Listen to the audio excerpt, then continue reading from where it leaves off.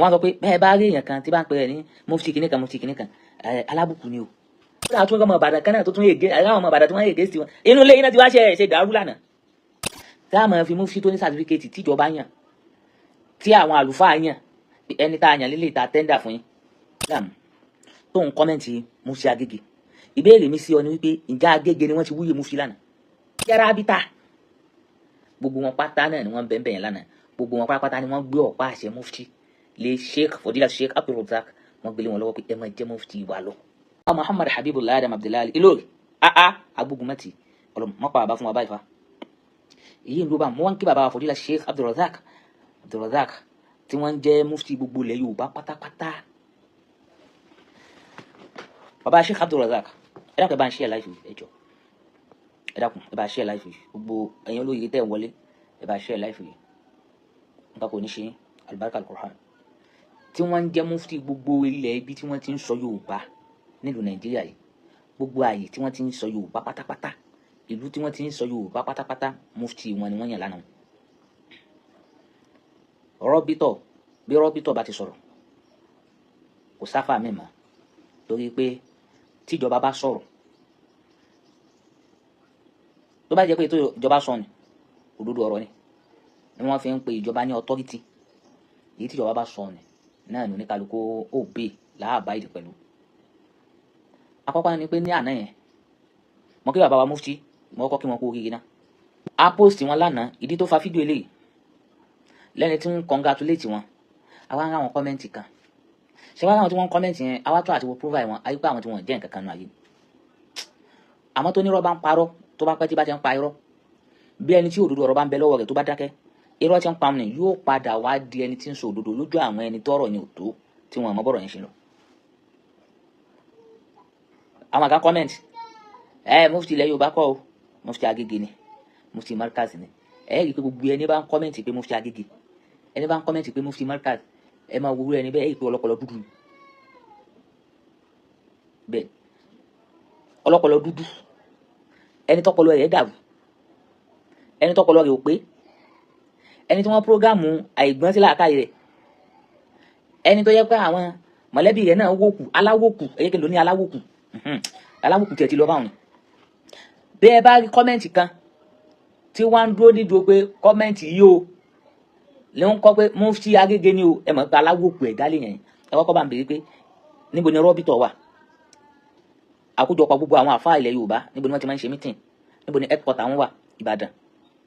Ìbàdàn ni wọ́n gbé sí Ìbàdàn níbẹ̀ Ìbàdàn yìí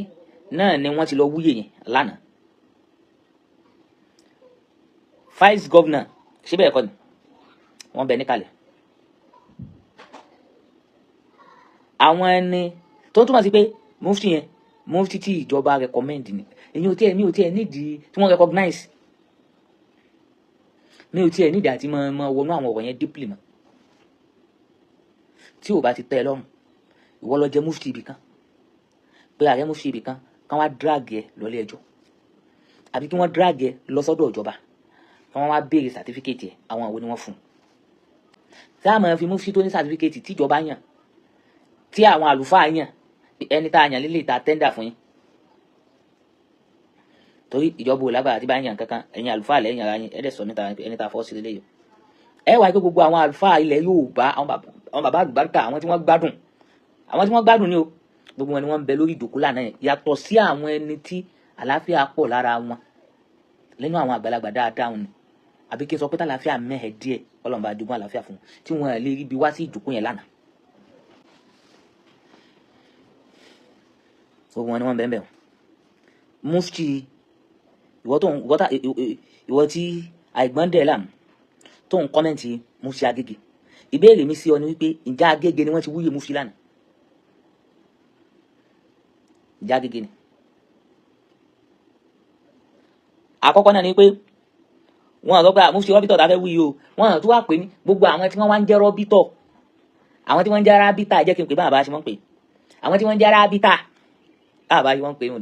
kọ́lọ́n bá ṣe dáadáa fún bàbá wa àwọn tí wọ́n ń jẹ́ Rabita gbogbo wọn pátá náà ni wọ́n bẹ́ẹ̀ bẹ́ẹ̀ lánàá gbogbo wọn pátá ni wọ́n gbé ọ̀pá àṣẹ mufti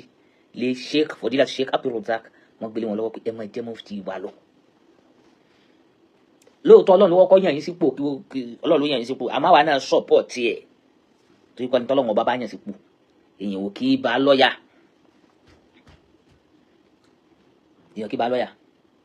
so kẹ́hìn wá jáde kó máa pẹ́ mufti Rabita mufti mọ́ríkàsì mufti Agége ẹ̀ ìpè gbogbo ẹni tí bá ń kọrú nǹkan bẹ́ẹ̀ àwọn àyè tá a wá sí ni pé àkọ́kọ́ aláìpé ẹni tó láwọn ọpọlọ èèyàn tó ní àrùn ọpọlọ òun ni ẹni tó láwọn ọpọlọ òun lẹ́ẹ̀rì tí ó jáde tí ó mọ pé Sheikh Abdul Rasaq ni mufti Agége alhamdulilayi ẹ̀rọ ọ̀rọ̀ kan tí ń bẹ mọ́ ni ẹ̀yin Salafi tẹ́ gbà ọ̀rọ̀ kan tún bẹ mọ́ lẹ́yìn èyí tí ó gba àwọn bàbá yẹn tí wọ́n fọwọ́ sí èyí tí ó gba àwọn bàbá yẹn ṣe tó tún wá jẹ́ pé Ìbàdàn àtúkọ́dá àtúnkọ́ ọmọ Ìbàdàn kan náà tó tún yé gé àwọn ọmọ Ìbàdàn tí wọ́n yé gé sí wọn inú ilé yìí náà ti wá ṣe dàrú lánàá tẹ́lẹ̀ bẹ́ẹ̀ dàrú mufti Agége yìí mo fẹ́ clear ǹjẹ́ mufti network yẹn máa ní ǹjẹ́ mufti Agége ǹjẹ́ àbá mufti ǹjẹ́ mufti ilẹ̀ Yorùbá ni abẹ́ fi hàn joyè alọ́ fi joyè ní headquarter ayé gbogbo nǹkan táwọn èèyàn bá ń sọ tó bá wù ká máa ń sọ ìyẹn ò kàn wá bàbá mufti ẹ ti joyè yìí náà gbòye táwọn èèyàn bá wù ká sọ kàn wá àwọn òtí ẹ̀gbọ́n kankan mọ́ báyìí ju kíkà kódà tẹ bá di kóyè wá ẹ kó dé Kòròdú gbogbo àwọn ọmọ yín tá à ń bẹ ń Kòròdú náà káwá kí yín sílé bàbá mufti alawasala mufti alawasala mufti bàbá mufti kí o gba wá kí kí o gba pátá káwá kí ká bá yín dunnú káwọn èèyàn tó wá máa rí yín pẹ̀lú wa kí ni tó wá máa bí wọn kó rí máa fọ́ wọn pé bàbá yìí di mufti gbogbo ilẹ̀ Yorùbá máa wọn lọ́wọ́ oníkálukú ní ẹ̀tọ́ láti jẹ mufti nílùú ẹ̀ mufti Ìbàdàn bẹ mufti Abẹ́òkúta ń bẹ Ogun State mufti Ọ̀yọ́ ń bẹ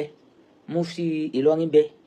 mufti kódà mo tún gbọ́ táwọn bá tún ní mufti Nàìjíríà mo tún gbọ́ ni ó tẹ̀ jẹ́ pé morúkọ mufti Nàìjíríà ní ìsìn rí wọn rí èmi gbọ́ yẹn pé kódà a tún ní mufti Nàìjíríà àmọ́ èyí tó kó gbogbo wa jọ pátápátá àtẹni tí ń jẹ ní àtẹni tí ń jẹ ní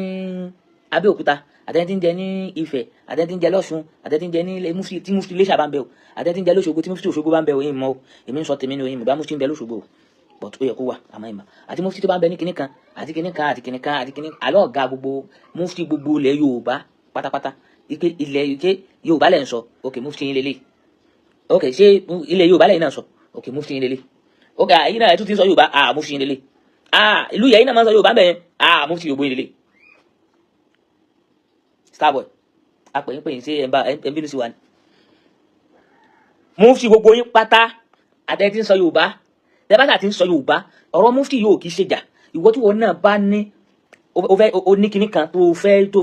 fẹ́ contest fún wọn náà ti bá wọn máa ṣe tí charisma ẹ̀ bá ti gbé tí mímọ́ ẹ̀ bá ti gbé àwọn èèyàn kan rò bíi pé bóyá ìfẹ́ ẹnu ni wọ́n fi ń yan nǹkan tí mímọ́ ẹ̀ bá ti gbé èébú kọ́ ìjà kọ́ tó o bá ti ní mímọ́ tó o fi fà á tó bá ní mímọ̀ tágbára rẹ ká mímọ̀ yẹn tó mọ̀ pé mímọ̀ yóò mímọ̀ ń bẹ́ńlẹ̀ yàtọ̀ sí mufti tó ní kálukú ó jẹ tààkàn jù sínú ilé bẹ́ẹ̀ ni náà àwọn èèyàn jẹ mufti nísìnyí wọ́n kàn ju mufti sùn tó má ti jẹ́ tán báyìí wọ́n kàn jù sínú ilé ni àwọn bá máa bá ti tiwọn lọ ẹjọ́ ẹ̀sìn ìdájọ́ ẹ̀sìn kan ò ní dé kí wọ́n da ókè bóyá ọ̀pọ̀lọpọ̀ èèyàn lè mọ̀ máa sọ àwọn iṣẹ́ tí bàbá mufti tí wọ́n ti ṣe ó tó di pé wọ́n endorse wọn pápá táwọn ń wé láwàní fún wọn lánàá yìí láìpẹ́ tí wọ́n ti jẹ mufti àwọn iṣẹ́ tí wọ́n ti ṣe máa sọ ọ̀pọ̀lọpọ̀ àwọn èèyàn lágbàtà tí ń gbọ́ mufti táwa yìí ti ń gbọ́ mufti o àwọn èèyàn máa ń jẹ mufti wọ́n máa ń jù sínú yàrá ni ọ̀rọ̀ ẹ̀sìn onídé káwá sọ pé gbogbo nǹkan táwọn èèyàn ti ń sọ mufti fẹ́ sọ̀rọ̀ conclusion mufti lélẹ́yìí lórí rẹ̀ àgbọ́rí bìkan tó bá dẹ̀ jẹ́ pé ó wà ẹ fi fídíò rẹ̀ hàn wá pé nígbà táwọn èèyàn sọ̀rọ̀ tí wọ́n fà bọ̀ ìdájọ́ tí mufti tó dálé lórí lélẹ́yìí o àmọ́ ẹ wo mufti tí wọ́n mufti gbogbo ilẹ̀ Yorùbá yìí ṣe àgbọn mo ti sọ tẹ́lẹ̀ pé àwọn èèyàn máa ń jẹ mufti ni tá má ti jẹ́ tán báyìí wọ́n jù sínú ilé ni kò sí pé bóyá iṣẹ́ kàtàkì fi ṣe lè tá má ti lè gbá mufti a ṣe náwó rẹ̀ awúyè rẹ̀ a ṣe gbogbo ẹ̀ tá má ti lè gbá báyìí inú ilé yá ká máa fa wàhálà lórí ọ̀rọ̀ ẹ̀sìn ká máa ṣe kinní kan ká máa ṣe kinní kan ní mufti ò ní àwọn ọ̀pọ̀lọpọ̀ mufti tẹ́mi èmi ò kí rí mufti ló yẹ kí n sọ bẹ́ẹ̀ o ìwọ lè máa rí tó o bá rí fi hàn mí àwọn èèyàn kàn ṣe kinní ẹlòmíì ò gba mufti tán báyìí yóò lọ sùn ni tó bá ti gba mufti iṣẹ́ ti bẹ̀rẹ̀ ẹ wò bí pẹ̀ṣẹ̀ kéde iṣẹ́ mufti ni àwa ni mufti ẹni tá a gbé mufti lé lórí a gbé iṣẹ́ ńlá lé lórí ni iṣẹ́ kékeré ṣe táìtù lásán ni ẹni tá a pè ní mufti kò kí ṣe táìtù lásán kò kàn ṣe pé àwa aforúkọ ọ̀kan kún orúkọ ẹ̀ ìpè yes mufti lélẹ̀ kẹ́ wá máa lọ káàkiri ṣé mufti ọ wà dé báńkì nísìnyí ọ sọ pé ẹ dákun ẹ sọ fún wọn mufti fẹ́ gbowó ẹ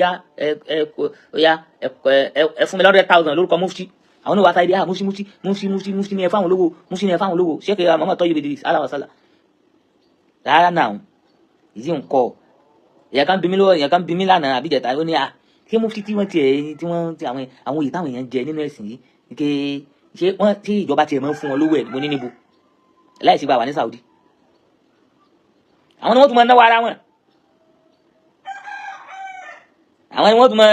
àwọn kan àwọn bùkátà mi máa dákẹ́ àwọn ni wọ́n máa gbọ́ lọ lórúkọ mufti bí wọ́n ṣe wà wọ́n ti wọ ìnáwó gbogbo tó máa ń dé báyìí mufti làwọn ẹlòmíì yóò kọ kọ̀sídà ó lè kọ kọ̀sídà 1 million yóò fi yìn wọ́n ní àyìnbóró yóò lọ gbé bá wọn lé ni pẹ̀lú tó ti bàndírí pẹ̀lú gbogbo ẹ̀ mufti kò sáà ní máa lọ lé padà ká má bùn ní nǹkan mufti ìnáwó ni àwọn oyè yẹn ọ̀pọ̀lọpọ̀ ìnáwó ni àmọ́ báwọn èèyàn ṣe wá ń gbà yìí Sheikhuna Khadim Sheikh aláwọ̀sálà báwọn èèyàn ṣe ń gba mufti táwọn èèyàn gbà tí wọ́n ń jù sílé tí wọ́n lọ ń sùn yìí níjọ́ tẹ́lẹ̀ omi bá tó bá mú akẹ́kọ̀ọ́ èèyàn ẹ̀ṣẹ̀ kíníkan tó bá ti lè gba oyè mufti yẹn báyìí yóò gbé jàlábíà rẹ̀ àtàlìkínbà rẹ̀ ni yóò sì tẹ̀kalẹ̀ báyìí yóò sì sùn kò sí gbogbo nǹkan tó bá ń sọ ọmọ lọ́wọ́ ẹ̀sìn kò kán mọ́ mufti ó sì jẹ́ mufti àwa kiri mufti tí ó bá dájú ẹ̀sìn nílẹ̀ Yorùbá yìí ní gbogbo àwọn tó ti ń jẹ mufti àwọn mufti tá a wá lè sọ ẹ jẹ́ kí n wá dárúkọ mufti kan bàbá wa lókè Ògùn ọ̀dọ̀ Ọ̀yọ́ state kan ni wọ́n wà ní mufti òkè Ògùn Ọlọ́run dákun ẹni tó bá mọ àbáńdẹ dákun ẹ bá mi kọ́mẹ́ǹtì pé yes ẹ mọ̀ wọn bàbá wa lókè Ògùn bàbá yẹn ò kì í dákẹ́ lórí mọ́sálà tó bá ṣẹlẹ̀ a máa ń rí contribution bàbá yẹn fáà rẹ̀ mufti òkè Ògùn láàwọn mufti tèmi rí nìyẹn o wọ́n lè rí mufti bomi o àmọ́ mufti tèmi rí lèmi ń sọ yẹn o nílẹ̀ Yorùbá yìí ni o mufti òkè Ògùn lára àwọn mufti táwa rí nù àwọn mufti eléyìí yes wọ́n ṣiṣẹ́ ọlọ́ba bá ṣàlékún àlàáfíà bá ṣàlékún ẹ̀mí kí wọ́n fún wọn. ṣé wá rí báwọn èèyàn ṣe wá ń gba mufti tí wọ́n jù sínú ilé tí wọ́n lọ ń sùn tí wọ́n wá ń da àwọn àlèwúmọ̀ tí wọ́n ń fún wa níṣẹ́ ṣe tó yẹ pé àwọn iṣẹ́ tó yẹ kí mufti tó yẹ kí wọ́n yanjú fún wa wọ́n rí yanjú. ṣé rí nígbà tí mufti tí ó jẹ mufti títí gbogbo ilẹ̀ Yorùbá pátápátá yìí Fọdílà Sheikh Abdul Rasaq ilẹ̀ Yorùbá the grand tẹ́bá kí nígbà tí wọ́n jẹ́ grand yàtọ̀ sí mufti ilẹ̀ Yorùbá yìí wàhálà gidi nìyẹn ṣe o ìyẹn ń ṣe gidi ni o ìyẹn kò gbọdọ̀ kọ́ mufti kó tó wá fi grand kíní kan sí o the Grand Mufti of Yorubaland tí ìjọba fọwọ́ sí tí gbogbo àgbà fàlẹ̀ Yorùbá wọ́n sọ pé bẹ́ẹ̀ bá rí èèyàn kan tí bá ń pè é ní mufti kíní kan alábùkù ni o ìwé ènìyàn dẹ̀ ó lẹ́tọ̀ọ́ sí pé kí kódà kí wọ́n pa àṣẹ fún pé yá lọ yọ kíní burúkú tó ń jẹ́ yìí lọ yọ kóńdé ọkọ rẹ̀ kò sí ní ọkọ rẹ̀ níjọ́ tí wọ́n ti appoint bàbá yìí ní mufti ilẹ̀ Yorùbá ni wọ́n ti ń ṣiṣẹ́ kó tó di pé wọ́n wá wí ìlànà yìí Sheikh Abdul Rasaq láti jọ́ tí wọ́n ti appoint wọn ní mufti ilẹ̀ Yorùbá àtijọ́ yẹn ni wọ́n ti ń ṣiṣẹ́ àwọn iṣẹ́ tí wọ́n wá ń ṣe yẹn ẹ bá ń bi àwọn ẹni tí wọ́n ń pe àwọn èèyàn kan ní mufti pé àwọn àwo ni wọ́n tún ṣe irú iṣẹ́ tí wọ́n ṣe yẹn tó jẹ́ ọ̀rọ̀ ẹ̀sìn mufti ilẹ̀ Yorùbá yìí Sheikh Abdul Rasaq ẹ lọ gbogbo íńtánẹ̀tì ẹ ní kí wọ́n àtàkì èèyàn rí o ẹ ní kí wọ́n bú wọn bú wọn o wọ́n bú wọn gan wọ́n bú wọn wọ́n ṣe fídíò fún wọn tán fi bú wọn bọ̀ ẹ ní kí bàbá yẹn kó fèsì ọ̀rọ̀ ẹ ní kí bàbá yẹn kó sọ kankan Sheikh Abdul Rasaq ẹ ní kí wọn kí wọ́n wí kankan mufti ilẹ̀ Yorùbá yìí ẹ ní kí wọn kí wọ́n gbin mufti ilẹ̀ Yorùbá yìí ẹ ní kí wọn kí wọ́n sọ anything wọ́n kàn dákẹ́ issue tí wọ́n fẹ́ treat yẹn òun ni wọ́n fèsì tí wọ́n máa treat lọ.